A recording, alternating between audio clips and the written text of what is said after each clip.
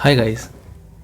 आज एक अजीब सी कहानी है। अजीब कहूँ क्या कहूँ समझ नहीं आ रहा। एक ऐसी कहानी जो आपको बहुत ही ज़्यादा जानकारी दे सकती है। आपको समाज में होने वाले जो भी जिस तरह से मेडिकल लाइन में जो होता है उस पर एक रोशनी डालती है ये कहानी। इस कहानी में ये बताया गया है आपको कि मेडिकल फैसिलिटी जो होती हैं वो आम इंसान से कितनी दूर होती हैं। उसका इलाज जो है वो कितना मुश्किल हो जाता है अगर वो कहीं ऐसी जगह फंस जाए जहाँ पे सिर्फ लुटेरे बैठे हों। और ये ऐसा नहीं है कि मैं बता रहा हूँ, आपको बहुत सारी वीडियोस मिल जाएंगी जहाँ पे आपको बहुत ज़्यादा बताया गया है कि आप किस तरीके से अपने आप को बचा सकते हैं। लेकिन ये जो कहानी मैं आपको सुना रहा हूँ, ये कहानी बताती है कि जो दवाइयाँ होती हैं हमको वो जो हमें चाहिए होती हैं वो दवाइयाँ ना देकर डॉक्टर वो दवाइयाँ रिकमेंड करते हैं जिनसे उनको ज़्यादा मुनाफा मिलता है और कंपनियों का मोटा फ़ायदा हो सके, इसलिए सिर्फ वो वही दवाइयाँ रिकमेंड करते हैं जो हमें फ़ायदा पहुँचाएं ना पहुँचाएं, लेकिन उनकी जेब अच्छे तरीके से बढ़ती हैं। तो ये कहानी शुरू होती है। एक लेडी है, उसकी एक बेटी है, स्कूल में पढ़ती है और वो अपनी फैमिली के साथ रहती है, माँ और बहन के साथ। अब होता क्या है उसमें कि उसकी जो बेटी है वो स्कूल से रेस्ट्रिकेट कर दी जाती है, निकाल दी जाती है किसी वजह से। और उसकी जो फैमिली है वो भी उसको सपोर्ट नहीं कर रही होती है। वो क्या करती है, एक सिंगल मदर है बेचारी, वो वहाँ से मूव करती है, दूसरे का शिफ्ट हो जाती है और वो एक पब में डांस करती है बेचारी अपनी जीविका को चलाने के लिए। वहीं उसकी मुलाकात होती है एक बिजनेसमैन से। बिजनेसमैन तो नहीं कह सकते, हाँ, एक कंपनी के एक एम्प्लॉय से जो कंपनी में एक अच्छा मुकाम रखता है। और वो उसको ऑफ़र करता है कि तुम कभी मुझसे मिलो और मैं आपको जॉब दूंगा, इससे बढ़िया दूंगा जहाँ पे आप अभी हो। तो वो इसको कार्ड दे के जाता है। ये बंदी उससे मिलने जाती है उसके ऑफिस और उसको तुरंत जॉब मिल जाती है। हालांकि वो फेक रिज्यूमे बनाता है उसका, क्योंकि वो उसके पास वो डिग्रीज़ नहीं होती हैं जिसकी वहाँ डिमांड होती है। क्योंकि वो कंपनी जो है वो लॉस में चल रही होती है, बस वो उस कंपनी को बचाना चाहता है। और उसको लगता है कि कोई ऐसा इंसान जो अपनी ज़िंदगी से हारा हुआ है और जिसको कुछ करने का जज्बा है, वही इंसान इस कंपनी को या हमारे आइडिया को लेके आगे जा सकता है। और अगर हम किसी ऐसे बंदे को हायर करते हैं जो एक्चुअल में उस लाइन का से पढ़ा लिखा है, वो हमारे काम को नहीं कर पाएगा, तो वो इसको हायर कर लेता है और अपने बॉस से मिलवाता है। बॉस इसको ओके कर देता है।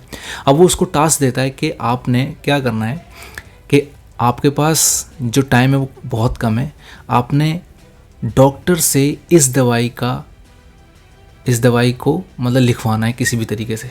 जितनी पर्चियों पे आप दवाई लिखवाएंगे उतना आपका मुनाफा होगा, आपको इंक्रीमेंट आपका बढ़ेगा या बोनस कह लो। ये बंदी जाती है, पहले ट्राई करती है, बहुत ट्राई करती है इसके, ये किसी भी तरह से सफल नहीं हो पाती। हर डॉक्टर के पास जहाँ जहाँ इसको बताया जाता है ये वहाँ जाती है, क्योंकि वो जो डॉक्टर होता है वो पहले ही अलग दूसरी कंपनी से टाइप कर रखा होता है और वो सिर्फ उसी कंपनी की दवाइयाँ लिख रहा होता है। जब ये बिल्कुल थक हार जाती है और ये अपनी बेटी से कहती है अब यहाँ पर हम नहीं रहेंगे, हम कहीं और चलते हैं, तो इसके दिमाग में आता है क्यों ना एक बार क्योंकि अब दिमाग में क्या आता है, इसको प्रेशराइज करता है वो जिसने इसको हायर किया होता है कि आपको मैं छोड़ूंगा नहीं, आपके साथ आपके खिलाफ़ मैं लीगल एक्शन लूँगा अगर आपने ऐसा नहीं किया तो ये बंदी डर के डॉक्टर के पास जाती है। वहाँ देखती है कि जो मरीज़ हैं वो दर्द में तड़प रहे होते हैं। दरअसल ये जो दवाई होती है कैंसर पेशेंट के लिए बनाई होती है इन्होंने, क्योंकि कैंसर पेशेंट के जो दर्द होता है वो दर्द दूसरी दवाई से उनको राहत नहीं मिलती थी। वो कहती है कि हमारी जो दवाई है ना, ये फ़ौरन रिलीफ करती है कैंसर पेशेंट का जो पेन होता है उसमें।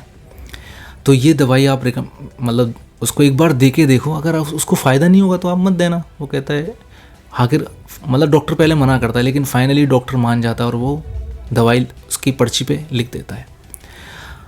अब यहाँ से इसकी कामयाबी शुरू हो जाती है और ये पर्ची आके ऑफिस में सबमिट करती है। ऑफिस वाले खुश हो जाते हैं इसी पर्ची से। अब ये धीरे धीरे क्या करती है, जितने डॉक्टर होते हैं वहाँ पर ये गिफ्ट वगैरह लेके जाती है, उनको अलग अलग तरीके से फंसाती है और अपनी दवाई रिकमेंड कराती है। अब ये जो इनकी जो कंपनी होती है ये धीरे धीरे ग्रोथ करती चली जाती है, मतलब बहुत ऊपर तक चली जाती है। अब जो बॉस हमेशा ऑफिस में रहता है, अब उस बॉस के क्या होता है कि पास जाने में भी इनको बहुत सारी दिक्कतें आती हैं, मतलब बहुत सारे बैरियर बना दिए जाते हैं कि इनको शूज़ निकाल के जाना है, उसके पास फ़ोन वोन भी रख के जाना है, मतलब उसके पास एक्सेस करने के लिए इनके पास किसी भी तरह का कोई डिवाइस नहीं होना चाहिए। और ये बंदी क्या करती है, अब इतने सारे रिक्रूटमेंट करती है, रिक्रूट भी उन्हीं को करती है जैसी खुद होती है, मतलब ये किसी ऐसे प्रोफेशनल बंदे को रिक्रूट नहीं करते जो मेडिकल लाइन से पहले से हो, ये सिर्फ उन्हीं बंदों को रिक्रूट करते हैं जो इनके काम को बहुत आसानी से कर सकें, आसानी से मतलब वो जो बहुत मजबूर लोग हों वो इनके काम को कर सकें। ये फाइन। और एक एंड में क्या करती है कि अपनी माँ को भी अपने इसी मतलब सेल्स में कर लेती है रिक्रूट।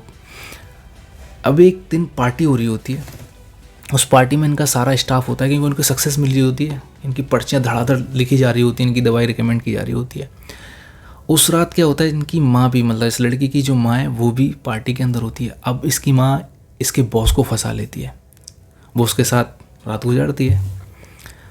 अब ये बंदा बच के वहाँ से निकल रहा होता है। जब ये बात इसको पता लगती है अपनी माँ और बॉस के बारे में, इसको बड़ा बुरा लगता है।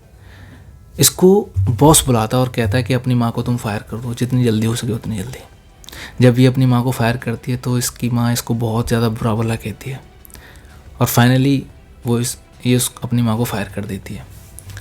अब चीज़ें इसको समझ नहीं आता कि ऐसा क्यों हो रहा है, कि मतलब ये बॉस क्यों अजीब सा होता चला जा रहा है। फिर ये क्या करती है, छानबीन शुरू करती है कि आखिर इस दवाई में ऐसा क्या है।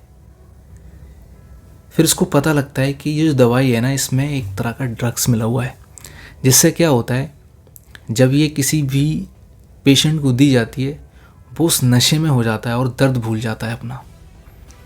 जब दर्द भूल जाता है और नशे की हालत में हो जाता है, दर्द तो होगा ही नहीं।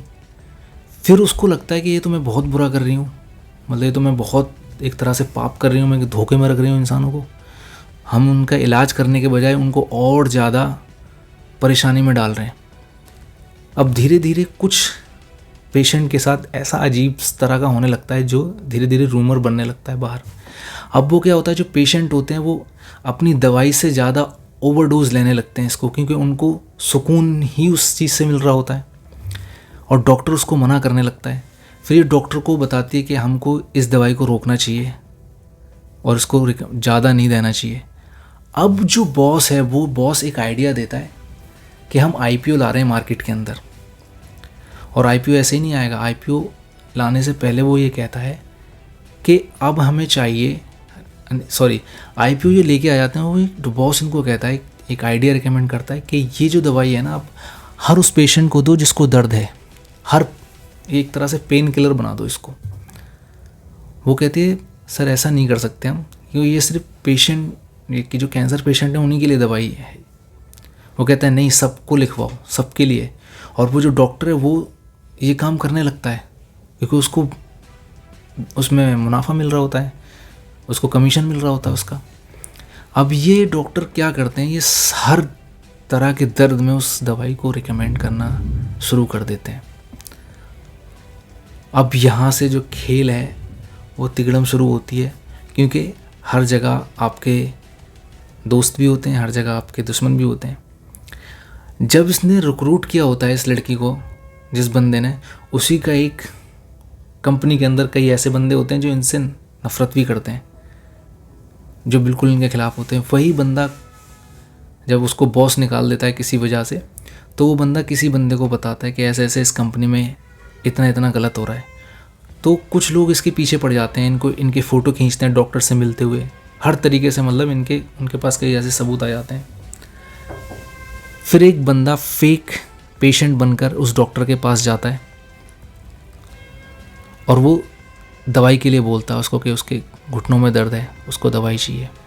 पहले डॉक्टर को शक होता है, लेकिन डॉक्टर फिर बाद में उसको दवाई रिकमेंड कर देता है, और जैसे ही वो रिकमेंड करता है दवाई, लिखता है पर्ची पे, तुरंत उसको गिरफ़्तार कर लिया जाता है। जब उसको गिरफ़्तार कर लिया जाता है, वो तो सच बता देगा भाई कि मैं तो ऐसे कर रहा था। अब उससे पहले ही ये बंदी पुलिस में जा चुकी होती है कि जो हमारा बॉस है, जो मेरी कंपनी है, वो इस तरह के ऐसी दवाइयाँ बना रही है। मतलब वो थी तो पहले कैंसर पेशेंट के लिए, लेकिन अब वो हर दर्द के लिए उसको रिकमेंड करवाना चाहते हैं और वो कर रहे हैं और डॉक्टर कर रहे हैं। इसी बिहाफ पे मतलब वो डॉक्टर को पकड़ा जाता है। अब वो ये चाहती है कि मतलब उस डॉक्टर को भी सज़ा मिले, लेकिन डॉक्टर जो कंपनी का मालिक है उसको भी सज़ा मिले। अब होता क्या है, जो कंपनी का मालिक है ना वो कभी ऑफिस आता ही नहीं है, मतलब एक टाइम के बाद वो कभी ऑफिस ही नहीं आया, ना ही उसका कोई इंटरेक्ट है एम्प्लॉय से, कुछ किसी भी तरह का कोई वो नहीं है, कन्वर्सेशन ही नहीं है उसकी। फिर उसको याद आता है कि उसकी माँ का उसके साथ अफेयर हो गया था, तो अपनी माँ से मदद मांगती है। वो कहती है हाँ, जब मतलब मैं इसमें आई इंडस्ट्री में तो मैं उसको रिपोर्ट भेजती थी, क्योंकि वो किसी जो उसके साथ की एम्प्लॉय थी वो उससे कुछ ज़्यादा सेल लेके आती थी, तो वो बताती थी कि ये मेरे से जलती हैं, तो उसका रिप्लाई उस बॉस ने किया होता है। इसके अलावा उनके पास कोई और सबूत नहीं होता, और ये सबूत वहाँ की पुलिस के लिए काफ़ी होता है उसको पकड़ने के लिए। जब उसका ईमेल और ईमेल के थ्रू उसका एक श्योरिटी मिल जाती है कि हाँ ये बंदा इन्वॉल्व है इस चीज़ में, तो उसको पुलिस पकड़ लेती है। पुलिस पकड़ लेती है, उनको फिर सज़ा करती है। किसी को 3 साल, किसी को 5 साल, इस तरह से सज़ा होती है। इस लड़की को भी सज़ा होती है, हालांकि ये बिल्कुल इनोसेंट होती है, क्योंकि इसी ने पुलिस को बताया होता है कि ऐसे ऐसे कंपनी कर रही है अपने फ़ायदे के लिए, मासूम लोगों को मतलब उनको लत में डाल रही है उस ड्रग्स के। लेकिन उसके बावजूद भी इसको जो जज हैं वो सज़ा देती हैं, और फिर सज़ा काटने के बाद ये बाहर आते हैं। और ये बिल्कुल रियल स्टोरी है ये, मतलब इसमें ये एक रियल स्टोरी पे बेस्ड है। मतलब ये सोचो कि यार एक कंपनी एक दवाई को रिकमेंड जो है ही नहीं उस चीज़ के लिए, और वो एक ड्रग्स है यार, जो सिर्फ एक छोटी सी क्वांटिटी में आप दे सकते हो किसी पेशेंट को। वो कंपनी क्या करती है, डॉक्टरों को कमीशन दे के उसको हर तरह के दर्द में मतलब पेशेंट को लिखवा रही है, ताकि उसका बिजनेस जो है बढ़ता जाए और वो कंपनी मार्केट के अंदर सरवाइव कर पाए। तो सोचो कि आप किस पर यकीन कर सकते हो। आपको यकीन ही नहीं होगा कि ये दवाई मैं खा रहा हूँ ये मुझे फ़ायदा करेगी कि नुकसान करेगी। अब देखो ना, ज़रा सी उम्र में बंदों को हार्ट अटैक आ रहे हैं। दवाइयाँ पहले भी थी, पहले भी बंदों की तबीयत ख़राब होती थी, लेकिन अब क्यों हो रहा है? क्योंकि जो दवाई लिखी जा रही है ना, वो एक मरीज की नहीं है, उसको बनाया ही मल्टीपल उसके लिए जा रहा है, डिजीज़ के लिए, ताकि बंदा कहीं तो इसको लगेगी जाके, कुछ ना कुछ तो इसको फ़ायदा होगा। अब वो कुछ ना कुछ फ़ायदे के चक्कर में कहीं ना कहीं उसका नुकसान हो जाता है।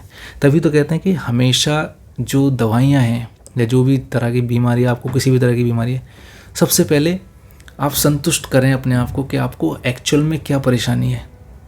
उसके बाद चेकअप वगैरह कराएं, फिर दवाई लें, पहले दवाई ना लें, चेकअप ज़रूर कराएं। और आजकल तो मैंने ये सुना कहीं कि चेकअप भी फ्रॉड होते हैं आपके। आपने खून दिया, उसने झूठी और फेक रिपोर्ट आपको बना के दे दी, आपको क्या पता, और उस डॉक्टर ने उसी पे उस रिपोर्ट को देखा और उसी पे दवाइयाँ बना के दे दी, आपकी लिख दी। आप गए मेडिकल स्टोर, उसने आपको दवाइयाँ दी, पता नहीं कौन सी दवाइयाँ, जेनरिक हैं नहीं है, डुप्लीकेट दवाई, पता नहीं कौन सी दवाई उसने पकड़ा दी। अब आप खाए जा रहे हैं, हम खाए जा रहे हैं, हम सब भी ऐसे ही हैं। तो ये तो भैया ऐसा हो गया है, मुझे ऐसा लगता है अब तो किस्मत के ऊपर है कब तक इंसान जिंदा है, यही है। तो बहुत सावधान रहें, सतर्क रहें, अपने आसपास हर चीज़ का ध्यान रखें और अपना ध्यान रखें। Thank you.